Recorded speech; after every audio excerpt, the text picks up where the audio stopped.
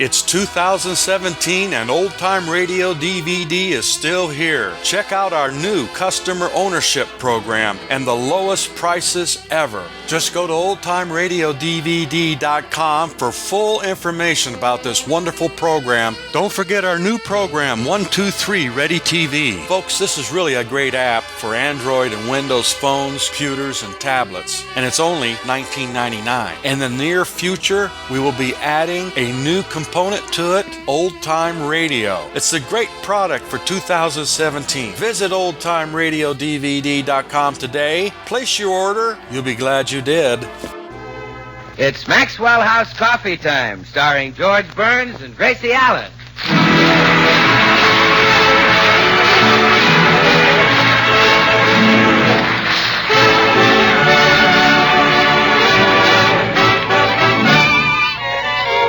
With yours truly, Bill Goodwin, and the music of Meredith Wilson and his orchestra.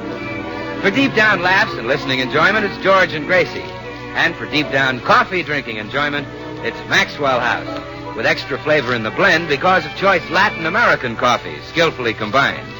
Extra flavor in the cup because Radiant Roast develops the full flavor of every coffee bean. And the result is that today more people buy Maxwell House than any other brand of coffee in the world.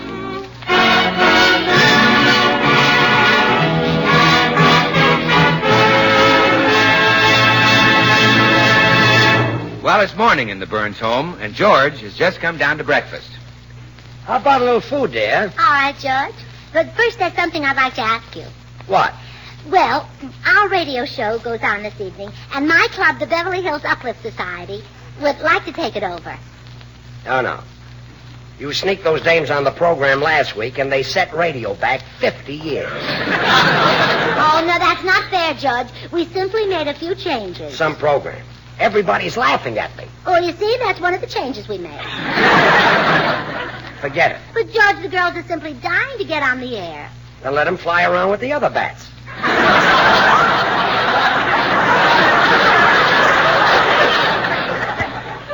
That's my program, and it's going to stay my program. Well, of course it is. We'll be on it, but you direct the whole thing. Direct it? Well, yes, because that takes brains, and you're the brainy one in this family. Why, compared to you, I'm only brilliant. That's very flattering, but... Your darling little head just bulges with brains. Look, That's what makes your ears stick out that way. Thanks for the explanation, but... You'll love being a director, George. We'll get you a chair with your name on it. What am I supposed to do with that? Well, you're supposed to sit in it. Of course, a man as clever as you might have a better idea. Oh, sure. I'll do something. And we'll get you a lovely desk with 10 telephones on it. 10 telephones? Yes, a great executive needs at least 10. Suppose you can't make a long-distance call because of a telephone strike. You just make 10 short ones and add them together. Yes, that's convenient. And the best feature is that you never come to the studio. You stay right here at home. Gracie, the Beverly Hills Uplift Society is not taking over my program. Oh, be progressive, George. Sooner or later, women are going to take over radio, and you can start the movement. Nothing doing. But your name will go down in history. People will always speak of you as that progressive George Burns. That clever progressive George Burns. That brilliant, clever, progressive George Burns. Dynamic? Scintillating? No program. No program, no.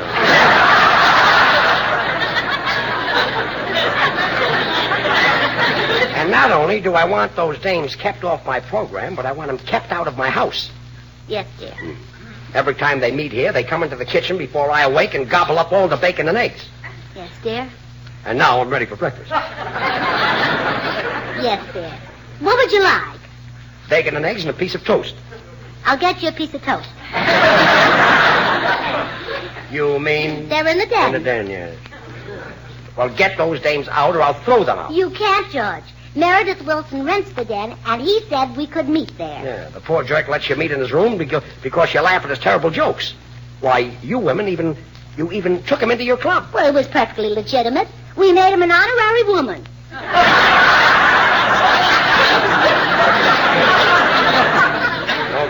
run along and break that meeting up as soon as you can.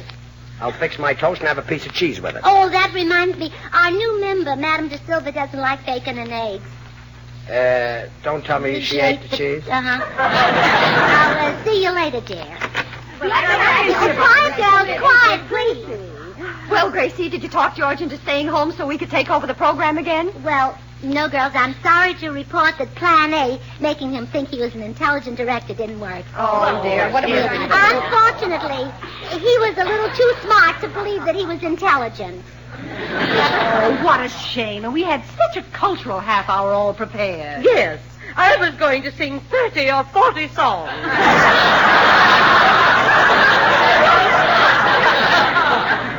Well, fellow members, I guess it's up to me to clear away the gloom with a little joke.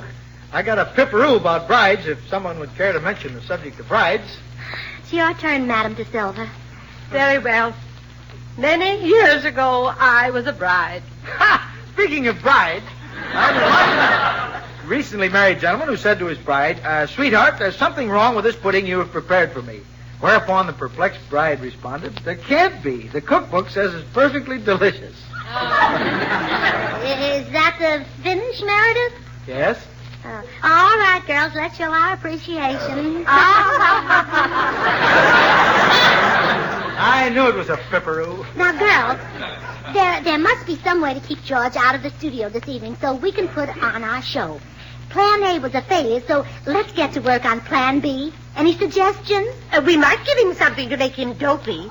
Nature beat us to that one. Any other suggestions? Well, I think all of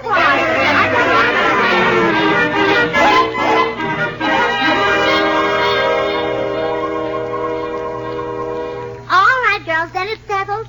Plan B will definitely be the bathtub plan. Well, hello, Uplifter. Hello, Bill. How are you? Say, George says you girls are trying to get him off the radio program again. How come? We don't want any men on the program. Oh, now, wait a minute. You can't get rid of me, you know. I represent the sponsor. You can't go on the air without me. Say, that's right. How can we get around this? Well, there's only one way. We'll have to make Bill an honorary woman, too. Then he can join our club. Oh, no. I don't want to be a woman. Not me. But women have lots of fun, Bill. Don't the women who go out with you have fun? Well, sure, but that's just it. If I'm a woman, I won't be able to take myself out. And if I can't go out with me, what's the fun of being a woman? Oh, Bill, won't you change your mind? You like being a woman. Sure you will. Oh, come on, be a woman. Yes, join us, Bill.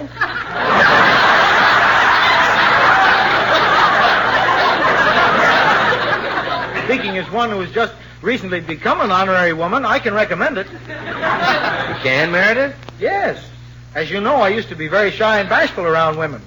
But after 1 week of being around the Uplifters, other women don't frighten me at all. That I can understand. Then you refuse to become an honorary woman? You won't join our team? Oh, no, Gracie. If I join your team, it'll spoil all my scrimmaging. Oh, well, very well. Blanche, as vice president in charge of blackmail, can you dig a little persuader out of your file? I think I have some interesting data on Mr. Goodwin. Oh, no, not that again. Here we are, December 10th. Bill Goodwin gave an engagement ring to a beautiful redhead named Patricia Ryan. Oh, so that's her last name. I wondered about that. On that same day, Bill Goodwin also gave engagement rings to the following girls: Elizabeth Jones, Florence Riley, Mary Edith Stahl, Natalie Galen, Ruth Henning, and Geraldine Boggio. Well, now, wait a minute. If those girls find out that I have more than one fiancé, I'll be in hot water. Hand me the phone, Blanche. I'll light the fire. Have a heart, Gracie. Natalie Galen's father's a big game hunter. He'll shoot me. Don't worry. You look very fetching on the wall of his den. Yes, you'll be the first Hollywood wolf ever stuffed. Okay, you got me. I'll join your Oh, club. good. Here's a copy of the Beverly Hills Uplift Society Oath of Allegiance. Now raise your right hand and read it. Holy smoke, this is going to change my whole life. On my honor, I do solemnly swear that henceforth women will come first with me. Well, isn't going to be as big a change as I thought. Please, madam, this is is a solemn occasion. Read on. I do hereby agree to share with my sister members of the club any and all treasures, such as my beauty secrets, silk undies, and pre-war girdles. Oh, now, wait a minute, Gracie. I don't have to swear to that, do I? Well, no, I guess not. Good. I don't mind sharing the beauty secrets, but I'm running awful low on the other two. Read on. And last, I do hereby declare that my great objective in life shall be that of every woman. Oh, no, I can't read this. Hand me the phone, Blanche. Okay. My great objective in life shall be that of every woman, motherhood.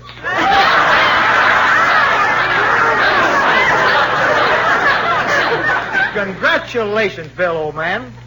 Old girl. Well, now that Bill is a full-fledged member of the Beverly Hills Uplift Society, he can help us put across Plan B. What's Plan B? That's our next plan to keep George from showing up at the radio broadcast so we can take it over. Yes, under Plan B, George winds up in the bathtub and all his clothes are gone. Oh, Gracie, that's a low, mean trick. That's underhanded stuff. Surely we wouldn't do a thing like that. He hasn't been a woman very long, has he?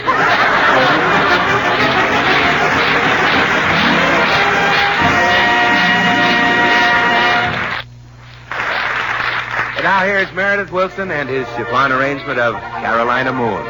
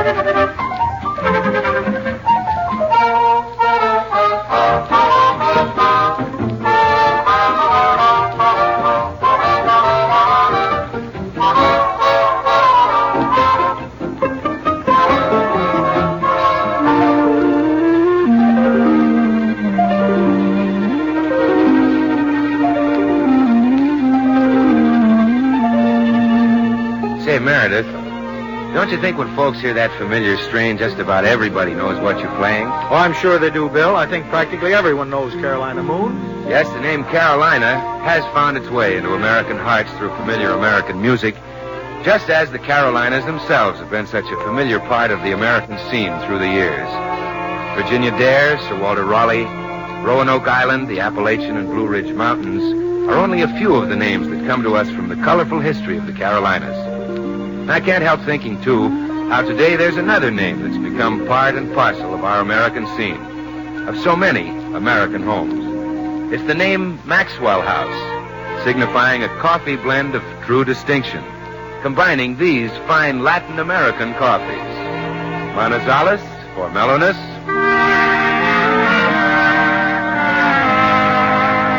Medellins for richness, other choice Latin American coffees for vigor,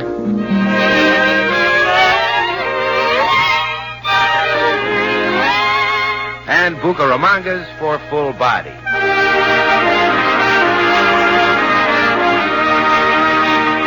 So it's no wonder that the famous name Maxwell House is known all over this great land of ours for full-flavored, fine coffee. Good to the last drop.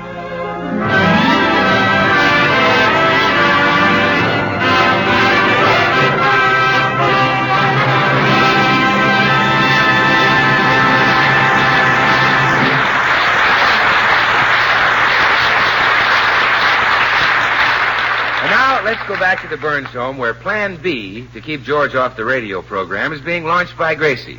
Under this plan, she gets George into the bathtub and swipes his clothes. Personally, I don't see how she's going to do it, but you know Gracie.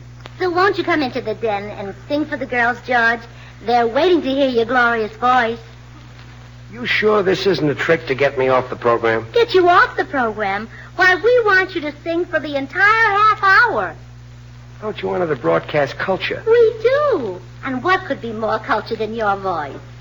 Why, you give the world a pearl of melody every time you open the oyster of your mouth.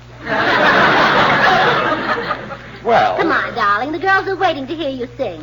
Okay, I'll give them a little thrill. I don't understand, Monsieur. Oh, here he is, girls. The Nightingale of Beverly Hills, Sugar Throat Burns. Any special requests? Oh, sing Ain't Misbehavin'. I'm sure all the girls will swoon when they hear that, won't you, girls? Okay. Ain't misbehaving.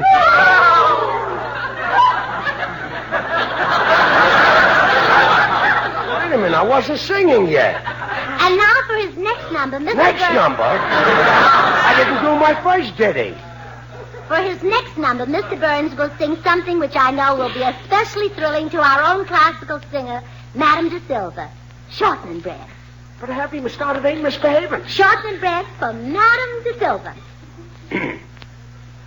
Mammy's little baby loves shortening.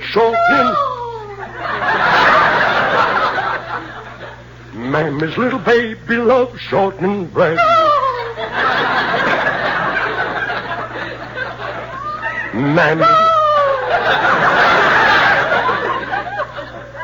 Mammy's little...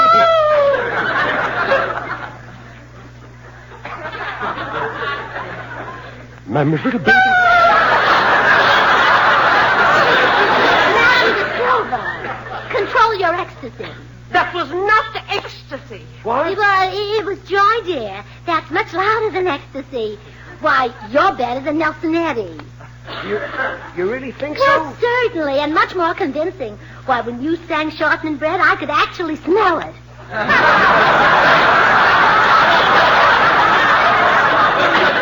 The same goes for Ain't Misbehaving. Gracie, listen, how does this get him into the bathtub so we can grab his clothes? You see. Yes, girls, my husband was magnificent, but you haven't heard anything until you hear him sing in the bathtub. Oh, I see. Well, it's true. The bathtub seems to give my voice an added resonance and depth. Yeah, why don't you jump right in now, darling? Well, I've had one bath today, but I like baths. Good. I guess I'm just a caveman at heart. Makes me feel good to get rid of my clothes for a while. Yes, well, this bath is going to keep you happy for a long time. Okay, now listen closely, girls. I may hit a high C. Mammy's little baby. Okay, girls, our objective is in sight. As soon as he gets into the tub, we'll get all his clothes. Blanche, you take his other suits from the closet. All right. Clara, you take his shirts and ties. Okay. Madame de Silva, you bring his shoes and socks. But Gracie, what if he wraps a towel around himself and chases us? Oh, don't worry. There isn't a towel in the house that'll go all the way around George. Now, hurry. We'll meet at Bill Goodwin's house in 5 minutes.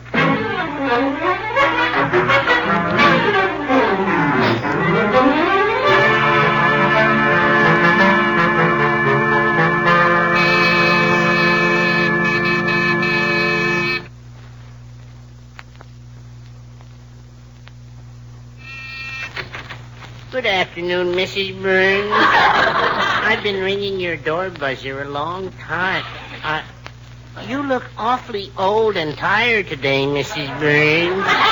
I'm not Mrs. Burns. I'm Mr. Burns. But you're wearing a dress. I know I'm wearing a dress. It's all the clothes I could find. My goodness, I didn't know the shortage of men's clothes was that bad. Look, Mr. I hope the returning servicemen won't have to wear dresses.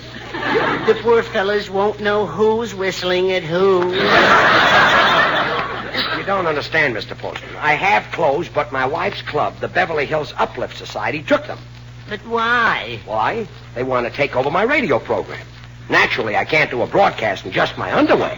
You're right. Let's not kill television before it gets started.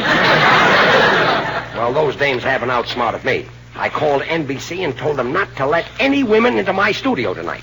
A shrewd move. Certainly is a shrewd move. We can't let women get the upper hand.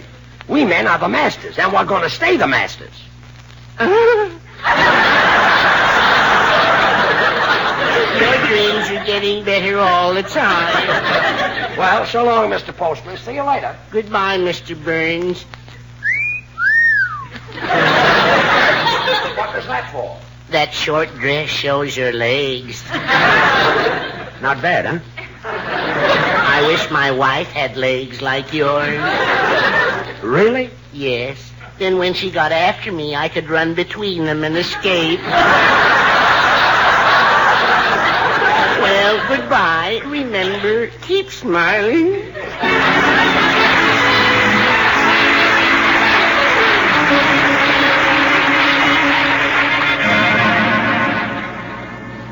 Well, girls, are you all comfortable? Oh, yes. Charming little place you have, Bill. Oh, thanks. I like the way your walls are simply covered with pictures. There must be hundreds of them. Well, yes, but they're not so good. I'm having some better ones taken next week.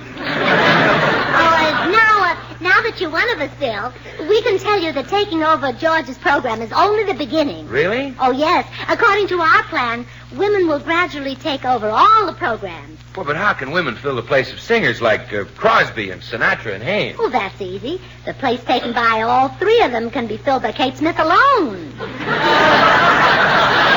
so right.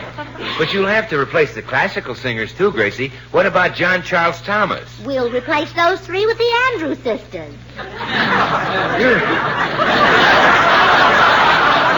You're really crowding the men right out of the picture. Yes, and then the Old Maids of America will sponsor a quiz program for male contestants.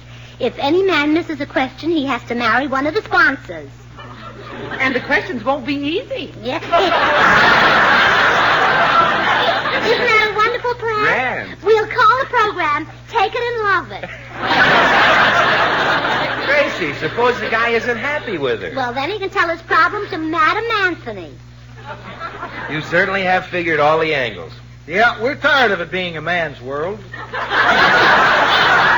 And when we women take over radio, it'll be run smoothly and efficiently. No quarrels, no jealousies, no dissension. Sounds great. Yes.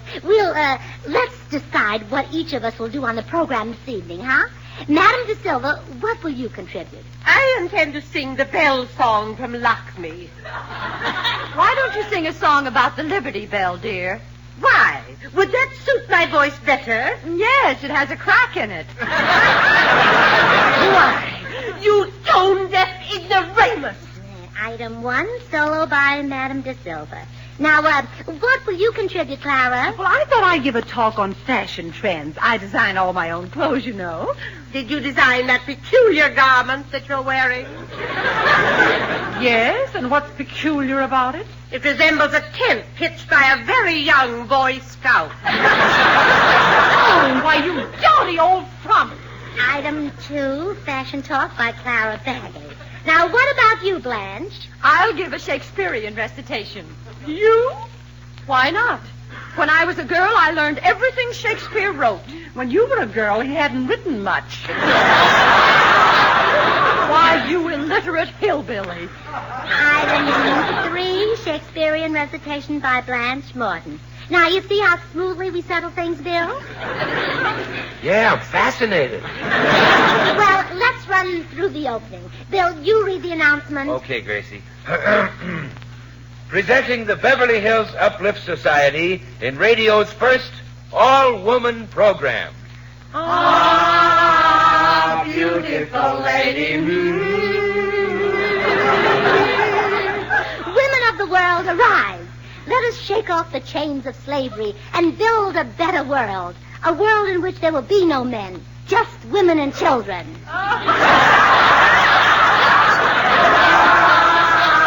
Beautiful lady.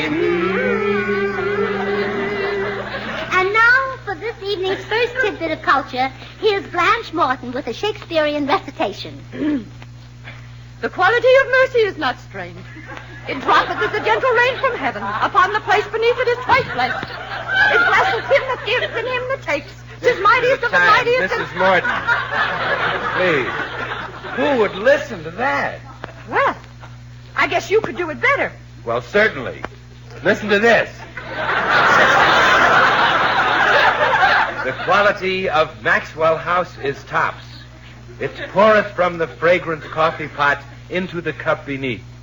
It is twice blessed. It blesseth him that pours and him that drinks.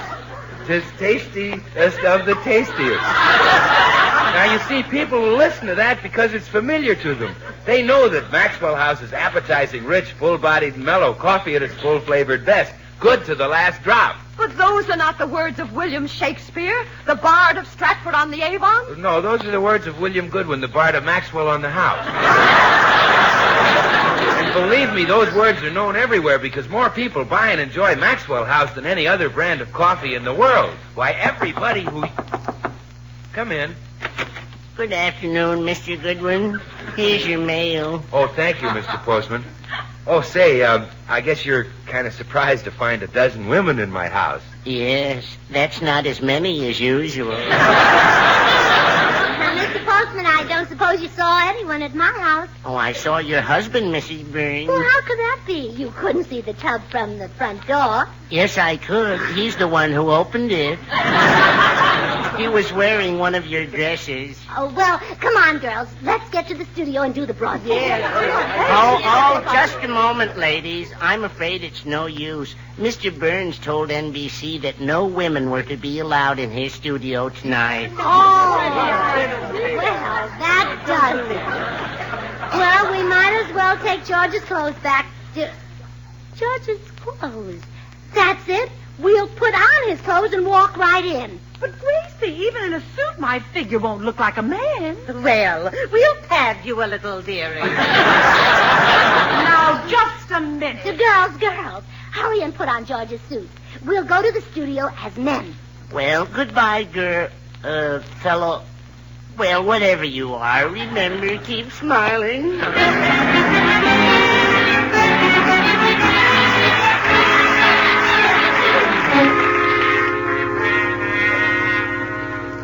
Now, look, Mr. Postman, I know you've got orders not to let any women into Studio D, but I'm not a woman. Now beat it, sister. Look, I've got on my wife's dress because my clothes were stolen. I'm a man. With them hips? Honest, I'm George Burns. Oh, sure, and I'm Lauren Bacall. You ain't crashing this gate, sister. I tell you, I'm George Burns, and if I don't get... Well, good evening, Mr. Doorman. Evening, Mr. Wilson. Meredith, you're just in time. Oh, no. It's Gracie and the Uplifters. And they're wearing my suits. You really are screwy, sister. Honest. All those men are women. The little fellow in the green suit is my wife.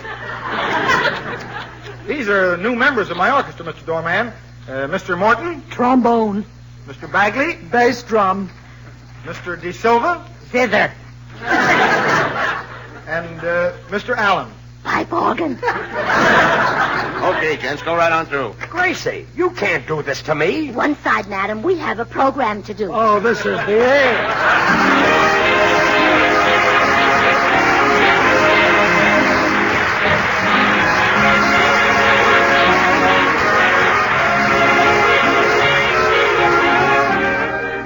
Join us again next week when we'll all be back. George Burns, Gracie Allen, Meredith Wilson and his orchestra, and yours truly, Bill Goodwin. Until next Thursday, then, good night and good luck from the makers of Maxwell House. America's #1 brand of coffee. Always good to the last drop. Gracie, I have a surprise for you. Next week, our guest star will be Kay Kaiser. Oh, wonderful. When we make him an honorary woman, we'll have a Southern Belle in our club. No. The Beverly Hills Uplift Society, not next week. All right, dear. In honor of Kay Kaiser, we'll call ourselves the Boll Weevil Uplift Society. Gracie, those dames will not be on the program, or my name is not George Burns. Good night, Sam. Good night, everybody. Stay tuned to this station because Dinah Shore's open house is coming on in just a second. Dinah's special guest tonight is Rudy Valley. Oh, goody, goody Jell-O pudding tonight. It tastes like Grandma's, only more so. You ain't kidding, that's right. And just as Jell-O, 6 delicious locked-in flavors can't be beaten. So the proof of Jell-O pudding's in the eating. The Jell-O twins are hard to find, but keep on looking in your store. When sugar shortages are over, there'll be more. Just a taste of Jell-O pudding or a Jell-O and you know it's the one and only Jell-O.